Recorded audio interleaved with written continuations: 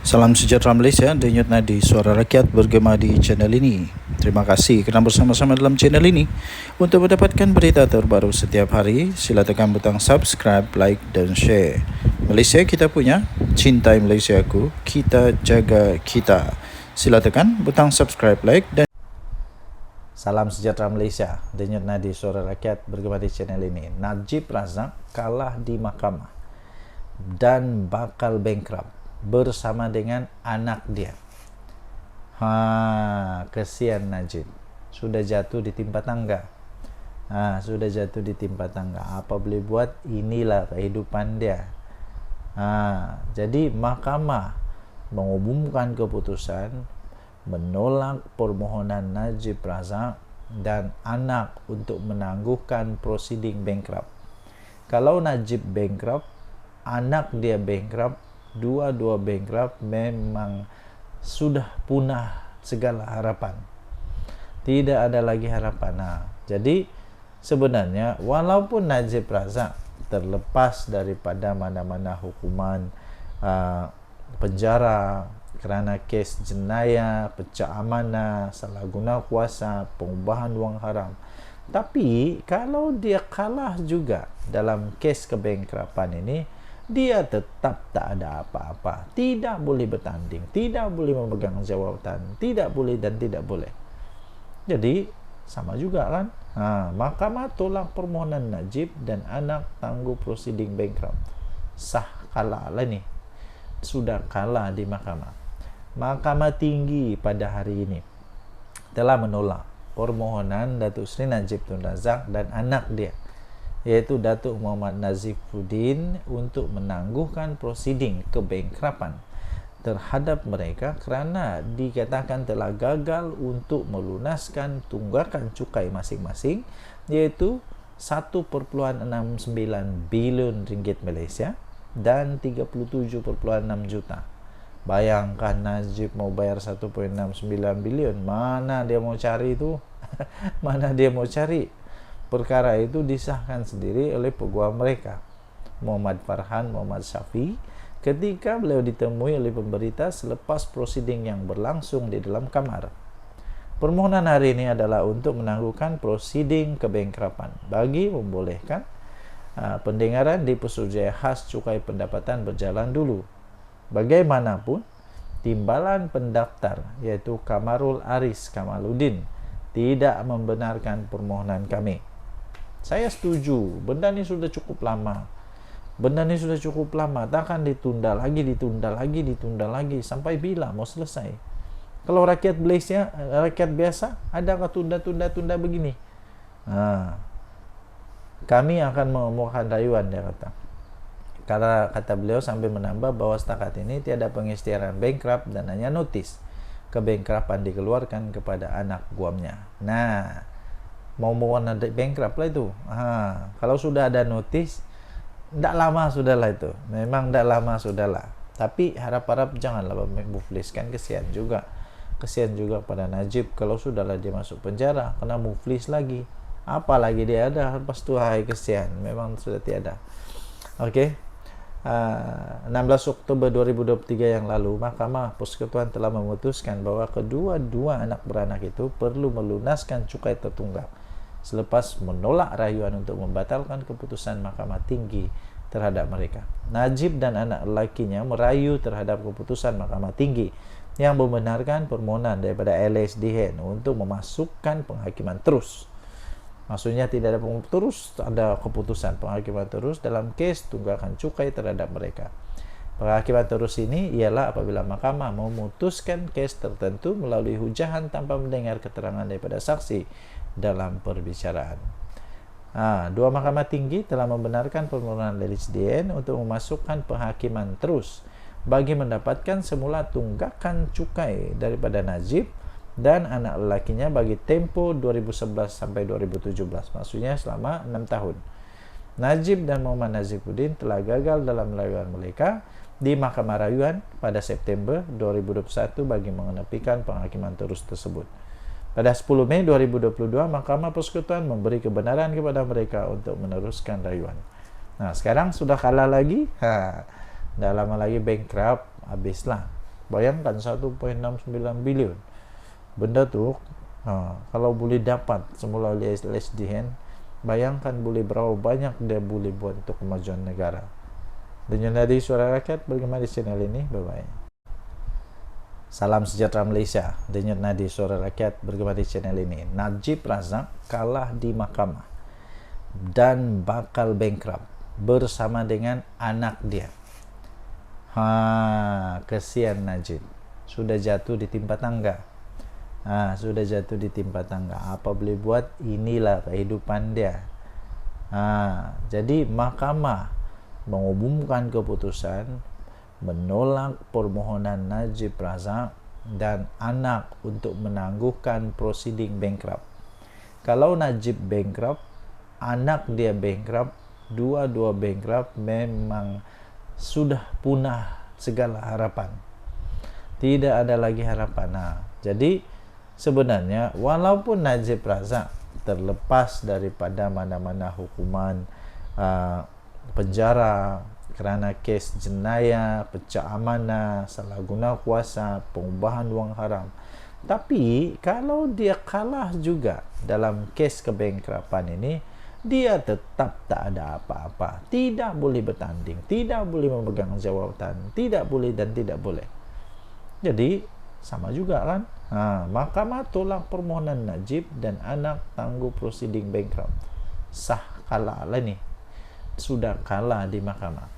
Mahkamah Tinggi pada hari ini telah menolak permohonan Datuk Seri Najib Tun Razak dan anak dia, yaitu Datuk Muhammad Nazifuddin, untuk menangguhkan prosiding kebankrapan terhadap mereka kerana dikatakan telah gagal untuk melunaskan tunggakan cukai masing-masing, iaitu 1.69 bilion ringgit Malaysia dan 37.6 juta. Bayangkan Najib mau bayar 1.69 bilion, mana dia mau cari itu? Mana dia mau cari? Perkara itu disahkan sendiri oleh peguam mereka, Muhammad Farhan Muhammad Syafi, ketika beliau ditemui oleh pemberita selepas prosiding yang berlangsung di dalam kamar. Permohonan hari ini adalah untuk menangguhkan prosiding kebankrapan bagi membolehkan pendengaran di Pesuruhjaya Khas Cukai Pendapatan berjalan dulu. Bagaimanapun, timbalan pendaftar iaitu Kamarul Aris Kamaluddin tidak membenarkan permohonan kami. Saya setuju, benda ni sudah cukup lama. Takkan ditunda lagi. Sampai bila mau selesai? Kalau rakyat Malaysia, rakyat biasa, adakah tunda begini? Kami akan mengemukakan rayuan, dia kata. Karena kata beliau sambil menambah bahawa setakat ini tiada pengisytiharan bankrupt dan hanya notis kebankrapan dikeluarkan kepada anak guamnya. Mau ada bankrupt lah itu. Kalau sudah ada notis, tidak lama sudahlah itu. Memang tidak lama sudahlah. Tapi harap-harap janganlah muflis, kan kesian juga. Kesian juga pada Najib kalau sudahlah dia masuk penjara, kena muflis lagi. Apalagi dia ada, lepas tu kesian. Memang sudah tiada. Okey. 16 Oktober 2023 yang lalu, Mahkamah Persekutuan telah memutuskan bahawa kedua-dua anak beranak itu perlu melunaskan cukai tertunggak selepas menolak rayuan untuk membatalkan keputusan Mahkamah Tinggi terhadap mereka. Najib dan anak lelakinya merayu terhadap keputusan Mahkamah Tinggi yang membenarkan permohonan daripada LSDN untuk memasukkan penghakiman terus. Maksudnya tidak ada keputusan penghakiman terus dalam kes tunggakan cukai terhadap mereka. Penghakiman terus ini ialah apabila mahkamah memutuskan kes tertentu melalui hujahan tanpa mendengar keterangan daripada saksi dalam perbicaraan.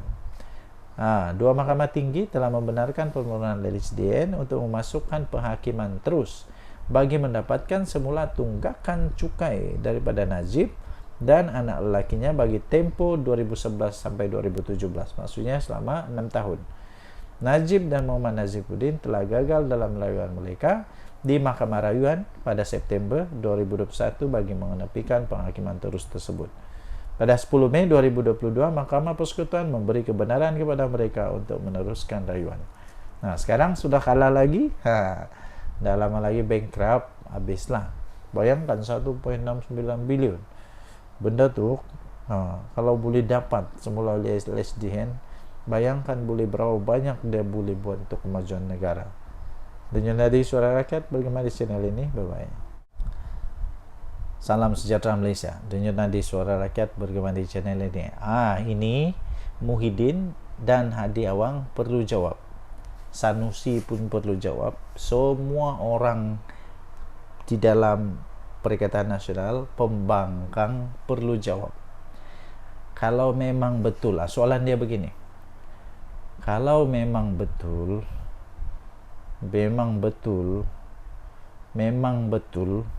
Perikatan Nasional mau memberhentikan amalan ada dana derma daripada syarikat arak, syarikat judi kepada sekolah vernikular, kenapa tidak buat masa PAS bersatu Perikatan Nasional berkuasa di Putrajaya dulu? Kenapa waktu jadi kerajaan tidak pula mau berusaha untuk hentikan ini? Kenapa sekarang sudah jadi pembangkang tiba-tiba mau jadi hero? Kenapa sekarang tiba-tiba saja macam seolah-olah semua yang orang buat salah, yang kamu buat itu saja yang betul, seolah-olah kamulah perfect? Tapi soalan dia, kenapa dulu Hadi Awang ada dalam kerajaan? Lepas tu siapa lagi? Ramailah orang-orang PAS dalam kerajaan. Taqiyuddin Hasan ada dalam kerajaan. Muhyiddin Perdana Menteri. Kenapa tidak hentikan waktu itu? Apa? Derma ni baru bermula pada Perikatan Nasional saja kah? Jangan buat cerita, jangan buat fitnah, jangan buat benda bohong. Benda ni sudah pun berlaku sejak lama dulu. Sudah ada sejak lama dulu. Waktu Barisan Nasional ada, waktu Perikatan Nasional ada tak ada? Ada juga. Habis kenapa Perikatan Nasional tidak berusaha kalau betul-betul? Ini menyebabkan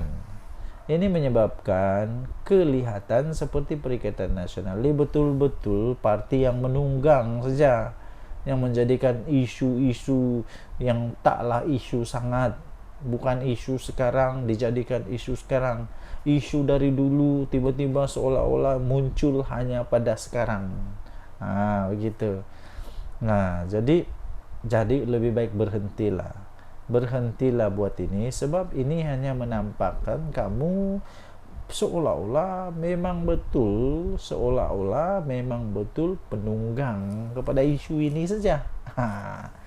Lebih baiklah cari isu yang betul-betul ngam, isu yang dapat membangun negara, bukan isu yang tidak perlu pun dipolitikkan, dijadikan hal politik. Akhirnya perpecahan nanti bakal berlaku. Ini saya pikir ramai orang yang menghantar anak-anak ke sekolah Cina akan terguris hati, kerana hanya mereka yang faham apa situasi anak mereka di sana, apa situasi sekolah-sekolah vernikular ini. Jadi Anda tinggalkan komen apa pendapat Anda. Kenapa mereka tidak mahu untuk berusaha menghentikan pada waktu mereka berkuasa, jadi Perdana Menteri, jadi menteri-menteri, jadi macam-macam jadilah. Kenapa baru sekarang baru mau jadi hero? Tinggalkan komen. Denyut nadi Suara Rakyat bergema di channel ini. Jangan lupa tekan butang subscribe, like dan share. Bye bye. Salam sejahtera Malaysia. Denyut nadi Suara Rakyat bergema di channel ini. Okey, tuan-tuan dan puan-puan yang dihormati sekalian, isu sekarang yang paling panas di Malaysia adalah isu tentang dana syarikat arak kepada sekolah vernikular. Bisinglah seluruh dunia, bisinglah walaun tit, bisinglah semua. Tapi tahukah Anda, dana syarikat arak kepada sekolah vernikular ini sebenarnya diamalkan oleh kerajaan yang terdulu-dulu lagi pun, bukan daripada Pakatan Harapan. Jangan salah. Ini bukan berlaku pada Pakatan Harapan baru. Bukannya Datuk Seri Anwar Ibrahim DAP jadi kerajaan baru semua perkara ni ada, tak ada. Benda ni sudah ada sejak dari dulu lagi. Zaman Muhyiddin jadi Perdana Menteri ada. Zaman Hadi Awang di kerajaan ada. Zaman PAS dalam kerajaan ada. Jadi entah kenapa sekarang seolah-olah benda ni adalah benda yang dibawa, dicipta oleh kerajaan Madani ini. Jangan, tak ada. Jangan pandai-pandai cipta fitnah. Naib Presiden UMNO Datuk Seri Muhammad Khalil Nordin menegaskan bahawa tiada yang tidak kena dengan tindakan sekolah vernakular menerima dana sumbangan syarikat minuman keras dan judi. Ini kerana katanya amalan itu sebenarnya sudah pun dilaksanakan sejak kerajaan terdahulu lagi, termasuk kerajaan yang diterajui oleh Barisan Nasional dan Perikatan Nasional. Inilah yang saya pelik nih. Bila waktu Perikatan Nasional semuanya tak ada dosa tau. Memang hebat betul. Seolah-olah memang perfect. Tapi waktu orang keluarlah ini haram lah apalah, semua benda keluar. Tapi zaman dia tak ada yang haram. Tegasnya, wang kerajaan yang diperolehi daripada hasil aktiviti perjudian dan arak tidak disumbangkan kepada masjid. Sebaliknya, ia akan disumbangkan kepada tokong dan sekolah vernakular. Jadi beliau berkata, soal syarikat arak kah, syarikat judi kah, menyumbang kepada sekolah vernakular ini sebenarnya itu sudah diamalkan daripada dulu lagi. Sebab kita berpendapat duit kerajaan hasil judi dan arak jangan kita guna untuk sumbang ke masjid. Jadi kita beri kepada tokong, kita beri kepada sekolah vernakular, dan itulah amalan yang diteruskan oleh kerajaan sekarang. Entah zaman Muhyiddin mungkin dia tidak buat kot. Cobalah tanya Muhyiddin, zaman dia ada buatkah benda tu? Beliau yang juga Menteri Pertahanan berkata demikian kepada media selepas merasmikan mesyuarat perwakilan UMNO bahagian Gombak di Kompleks Lincah Mahaguru Omardin KLMO di sini hari ini. Muhammad Khalil Nordin turut mempersoalkan tindakan pemimpin Perikatan Nasional yang mengkritik sumbangan dana syarikat minuman keras dan judi kepada sekolah vernakular, sedangkan ketika mereka berkuasa dahulu pun gabungan itu tidak berusaha pun untuk menghentikan amalan berkenaan. Waktu dalam kerajaan tiada pun usaha, sudah jadi pembangkang nak jadi hero. Memang agak pening kepala, masuk air otak mungkin. Beliau berkata sumbangan wang syarikat minuman keras dan judi kepada sekolah vernakular itu sudah diamalkan kerajaan dahulu. Denyut nadi Suara Rakyat bergema di channel ini. Terakhir penutup dia, jika ia tidak betul, kenapa tidak menghentikan amalan itu ketika mereka berkuasa jadi kerajaan dulu? Kenapa? Sila jawab. Muhyiddin, Hadi Awang, sila jawab. Denyut nadi Suara Rakyat bergema di channel ini. Bye bye. Salam sejahtera Malaysia. Denyut nadi Suara Rakyat bergema di channel ini. Okey, tuan-tuan dan puan-puan yang dihormati sekalian, jangan main-main dengan api. Nanti terbakar diri. Jangan cuba-cuba nak jadi hero, nanti sendiri termakan dengan hero. Ramai orang mau jadi hero, cuba dedah ini, dedah itu, dedah dokumen. Tapi hati-hati bila mau dedahkan dokumen yang sulit. Hati-hati, nanti sendiri termakan diri. Nanti sendiri termakan dengan keinginan untuk mau jadi hero tapi salah, melawan undang-undang. Ini tidak boleh dibiarkan. Jadi akhirnya Ketua Polis Kuala Lumpur memberikan penjelasan, peringatan. Dedah dokumen sulit kerajaan adalah kesalahan serius. Itu kata polis. Penahanan reman ahli jawatan kuasa penerangan bersatu, iaitu Badrul Hisham Syaharin, adalah proses biasa yang dilakukan berdasarkan keperluan siasatan. Jangan pula lepas ini kata kena tunggang lah, polis kena tunggang lah. Tidak, memang ini semua begini. Dulu pun salah seorang pemimpin Pakatan Harapan kena dalam kes ini. Siapa dia? Rafizi. Jadi kalau sekarang Cikgu Bat kena, sebab itu biasa terjadi. Jangan pula Muhyiddin tiba-tiba merayan kata itu ini. Muhyiddin tahu sangat, dia tahu betul dengan undang-undang ni. Dan saya terasa Cikgu Bat pun tahu dengan undang-undang ni. Ketua Polis Kuala Lumpur Datuk Rusdi Muhammad Isa berkata, kesalahan disyaki dilakukan oleh Badrul Hisham atau dikenali sebagai Cikgu Bat itu adalah satu perkara yang sangat serius di dalam mana? Di bawah Seksyen 8 Akta Rahsia Rasmi tahun 1972. Jadi dia kata ini proses biasa untuk menahan reman. Ada laporan, ada laporan jadi kesalahan itu kita akan siasat, dia kata. Jadi kesalahan itu benarkan kita buat tangkapan dan ada keperluan kita akan tangkap bergantung kepada siasatan, katanya. Jadi janganlah risau kalau tidak ada apa-apa salah, nak takut apa. Kalau memang buat salah, terimalah. Saya pikir Cikgu Bat yang dipilih menjadi orang-orang besar di dalam bersatu, dia bukannya bodoh kah, babal kah, tak palui kah, tidak. Dia bukan palui. Dia tahu konsekuensi bila dia keluarkan benda tu, bila dia kongsikan maklumat tu. Dia tahu kalau itu rahsia kerajaan kah, bukan rahsia kerajaan kah. Jadi sekarang kalau mau jadi hero, teruskanlah jadi hero, tapi jadilah hero yang bijak. Jangan jadi hero yang bodoh pula. Berdasarkan Seksyen 8 Akta Rahsia Kerajaan, kesalahan itu sangat berat. Membabitkan dokumen kerajaan, walaupun cuma salinan, kita nak tengok siapa yang ada dokumen hak milik kerajaan itu.